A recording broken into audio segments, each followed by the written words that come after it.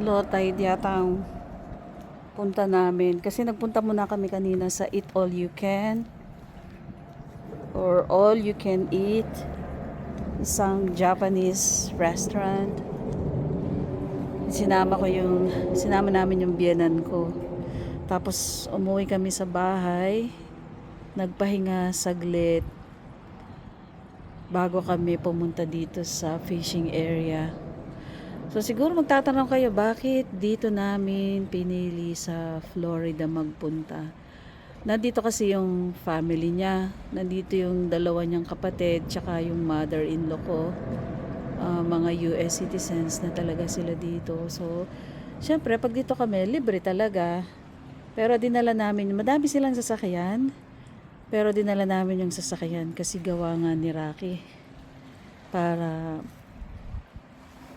maisama namin. Naaawa kasi kaming iwan. Pangalawa, mahal din ang bayad sa dog sitter. So ganito kabato dito. Ito yung pangalawa naming punta dito. Yan. Doon sa banda una doon, marami doon. Doon ang parking area. Marami ding mga lokal na mga nangingisda. At yun naman, kung makikita nyo pag isusong ko, yan, may mga nagkakarera. Ayan. So, hilig kasi talaga ng mister ko kahit nung nagbabarko pa siya na mag-fishing siya. Hindi ko alam kung saan napunta. Mainit pa kasi eh. Kaya sinusuportahan ko lang para ma-relax naman at maging masaya yung mister ko. Siguro dun siya sa kabila. Hindi ko maiwan yung gamit namin. Pinahiraw ko kami ng sister-in-law ko ng gamit. May pagkain. So, ayokong iwan kasi baka mawala. Bali dito siya sa ilalim ng tulay. Nakalimutan ko na kung anong pangalan ng tulay na to. Pero nakaka-relax nga naman dito. Lalo na yung mister ko. Tuwan-tuwa siya kasi dun sa Utah, magpo 4 years na kami doon. Dito na yung ika-4th year ko sa pagtuturo sa Utah. Wala talagang dagat doon. Marami siyang lake. Pwede ka mag-catch and release. Pero dito, kaya nga sabi niya sana daw kung nagpalipat ako dito.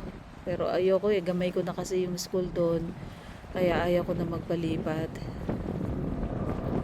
Tatapusin ko na lang yung ika-5th year ko doon. Tingnan natin kung mag-a-apply ako for visa change. Pero ngayon mahirap kasi or uuwi, magpahinga. Tapos mag-apply dito sa Florida para kasama yung family niya. Or magstay na lang kami sa Pilipinas.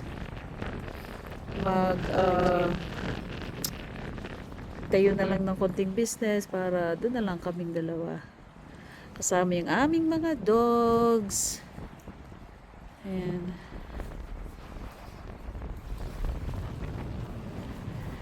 Malawak dun yung parking area. Tsaka yung iba dun talaga sila namimingwit. Ngayon, dito sa lugar na to, solo namin. Hindi ko alam kung nasan yung mister ko. Tingnan nga natin. Okay. Silipin natin. Suot ko na yung aqua shoes na binili ko. Tigisa kami ng mister ko. Hindi ko alam kung saan siya.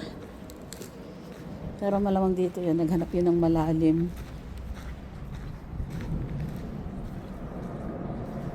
Nung nung 2 years ago nung pupunta kami dito, may nahuli kami.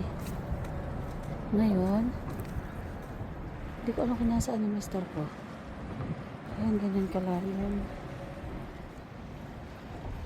Oops, nakakatakot kasi mabato.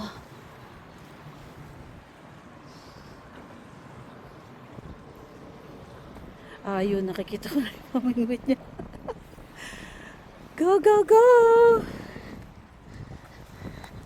Ang bato. Mahirap. Ayun ang mister ko. Ayun, nakikita niyo siya. Ayan. Hello!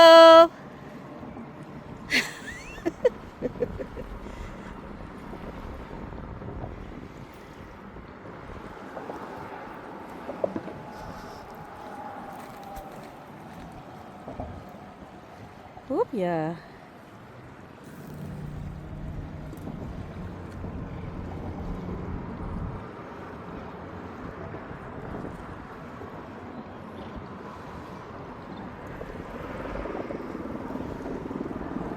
Ganun kahaba yung tulay.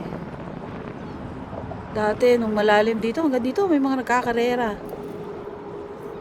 Doon lang malalim dito, hindi na sila pwede eh. Sasadsad yung sasakyan nila.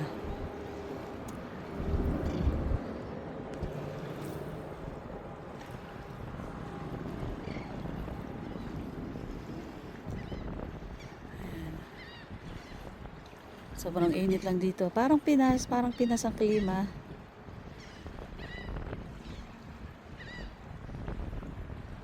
Ayan.